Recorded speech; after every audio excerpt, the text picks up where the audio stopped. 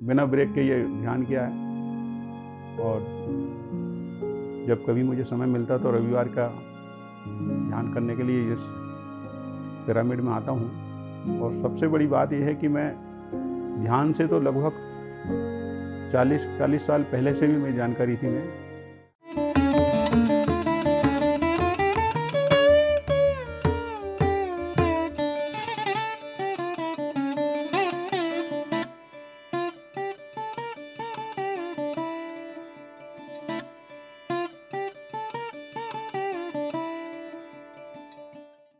मैं Ravishankar Dehariya, retired DIG, Bhopal रहता हूँ।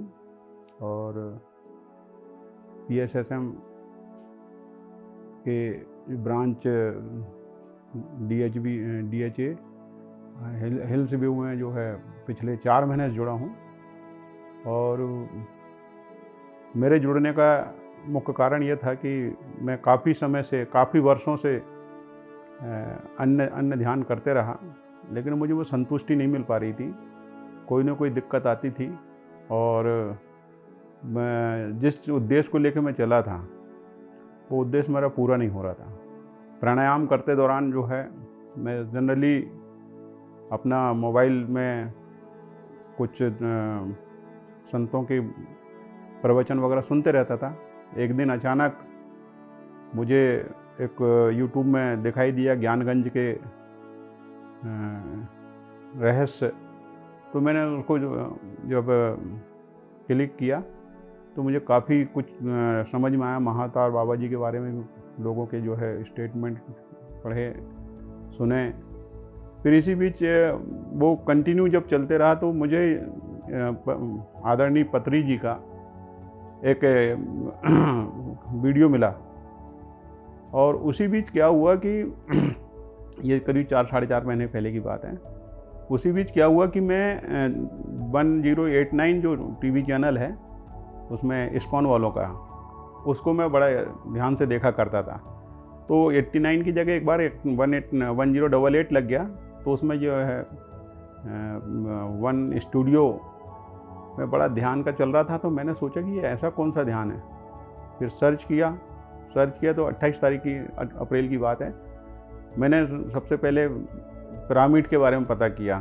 तो जैसे ही सर्च मारा कि पिरामिड नियर बाई मी, तो वंदना मैम का नाम आया, विनोद का नाम आया। तो मैंने फिर विनोद से कांटेक्ट किया। यहाँ करीब 4-4:30 बजे में मिला। जब वंदना मैम से जब मेरी रूबरू बात हुई तो उन्होंने बताया कि आपकी जो परेशानियाँ हैं वो इस ध्यान के माध्यम से हल हो सकती है, आप शुरू कर दीजिए। तो 29 अप्रैल से मैंने अपना आनापानसति ध्यान शुरू किया। और आज 2 सितंबर है, लगभग 4 महीने से ज़्यादा का समय हो गया है। बिना ब्रेक के ये ध्यान किया है। और जब कभी मुझे समय मिलता तो रविवार का ध्यान करने के लिए इस पिरामिड में आता हूँ। और सबसे बड़ी बात यह है कि मैं ध्यान से तो लगभग 40 साल पहले से भी मेरी जानकारी थी। मैं 45 साल से मैं संतों की संगत में हूँ। उन्हीं से दीक्षा लेना, मंत्र जाप करना, ये सब चीज़ें मेरे संस्कार में आ गए थे। और ध्यान, योग निद्रा आदि जो 80 के आसपास हमारे गुरुजी ने हमें बताया था। उसके बाद में श्री रविशंकर जी का ध्यान भी किया, रामदेव बाबा जो बताते हैं वो वाला ध्यान भी किया। एक सिद्ध योग है जोधपुर वाला, वो ध्यान भी किया। और सहज योग निर्मला देवी का, वो भी ध्यान किया। इसके बाद में भावातीत ध्यान, उसका भी मैंने अनुभव लेके देखा। कुछ दिन तक जो अपना ब्रह्म कुमारी वाला ध्यान भी मैंने किया, पर वो मज़ा नहीं आ रहा था मुझे। और महीने 2 महीने करने के बाद में मैं छोड़ देता था, फिर दूसरे की तलाश में रहता था। तो यहाँ जब आया तो मुझे ऐसा लगा कि वास्तव में ध्यान यही है, ऐसा ध्यान जिसमें कोई बंधन नहीं, आत्म अनुशासन है, आपको कोई बोलने वाला नहीं, कोई टोकने वाला नहीं। तो ये बहुत ही शानदार अनुभूति रही है पिछले 4 महीने में। और ध्यान के शुरुआत में ही जो है एक हफ्ते बाद ही मेरी बहुत ज़बरदस्त तबीयत ख़राब हुई। 5-6 दिन तक मैं बहुत परेशान रहा। घर में ही इलाज करवाया, 2-3 डॉक्टरों को दिखाया, वो काफ़ी तकलीफ़ में रहा। मैंने जब वंदना मैम से बात किया तो उनने बोला कि सारी नेगेटिविटी निकल रही थी। मैं बिल्कुल वहीं संतुष्ट हो गया कि चलो कम से कम कुछ तो निकला। जैसे पिछले 4 महीने में मैं देख रहा हूँ कि ध्यान तो बहुत ज़्यादा लगता नहीं है कि वो वहीं, अब इस इतनी लंबी उम्र में जो भी पुलिस की नौकरी में या अन्य जगह जो भी उतार चढ़ाव जीवन के देखे वो सबसे ज़्यादा पहले याद आते हैं। लेकिन फिर भी मैं कोशिश करता हूँ कि 1 घंटा, 1.5 घंटा, 2 घंटा।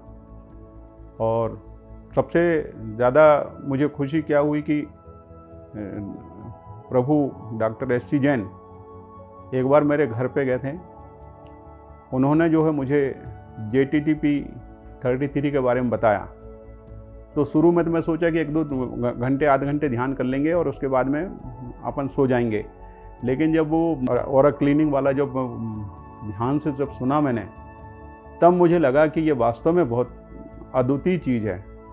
और आज की तारीख में मैं समझता हूँ कि इससे अच्छा जो है कि एस्ट्रल हीलिंग अगर कहीं से हो रही है और आपको पता भी नहीं चला और आप स्वस्थ हो रहे हैं, तो मैं फिर उसके बाद में पूरा JTTP 33 पूरा किया। उसके जस्ट बाद मास्टर 170 कंप्लीट किया विदाउट एनी ब्रेक। और अभी जो है मैंने बताया ना कि फर्स्ट से जो शुरू हुआ संभाला, और दूसरा इसका जो है अपने संकल्प वाला ध्यान, तो संभाला में मैंने 1 दिन किया। लेकिन फिर जो अभी फोर्थ कमिंग जो हमारा उद्देश्य है कि ऋषिकेश जाना है, तो फिर मैं कल और आज 2 दिन जो है मैंने ये वाला ध्यान अटेंड किया है। और शारीरिक रूप से कुछ दिक्कतें थी, उसमें भी मुझे काफ़ी सुधार महसूस हो रहा है। इसके अलावा घरेलू कुछ दिक्कतें थी, उसमें भी एक धनात्मक सुधार दिखाई हो रहा है।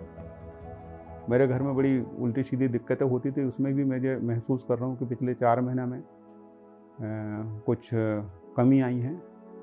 और इसमें मैं यही कहूँगा कि वंदना मैम का जो समर्पण है अद्वितीय है। ऐसा समर्पण मैंने नहीं देखा। एकमात्र ऐसा ध्यान है जिसमें कोई कंट्रीब्यूशन नहीं होता।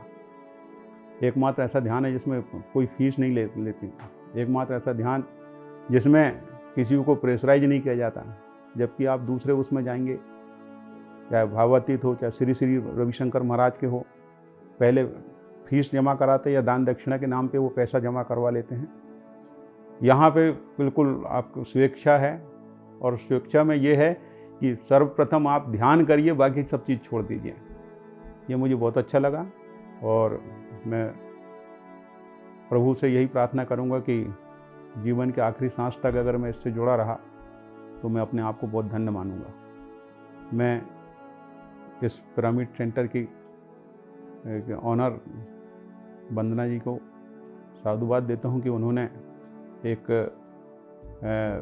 इतने बिगड़े हुए माहौल में, जहाँ पे लोग शराब, दारू, शराब, मांस, मछली और दुनिया के सारे सत्कर्म करते हैं, जब हम कभी सुबह घूमने निकलते हैं तो हॉस्टल की बच्चियाँ, बच्चे या तो सिगरेट पीते दिखते हैं या शाम के समय शराब पीते हुए दिखते हैं रोड के किनारे। ऐसे इस माहौल में बहुत ही एक अच्छा पुनीत काम किया है लोगों को जागरूक करने का। उनका जो प्रयास है, मैं बराबर उनसे संपर्क में रहता हूँ कि जगह जगह जाकर कैंप अटेंड करना, खुद भी हमेशा उपस्थित रहना, ये बहुत अतुलनीय काम है। बहुत कम लोग इतना कर पाते हैं। पूरा समर्पण है, इनके पूरे परिवार का जो समर्पण है।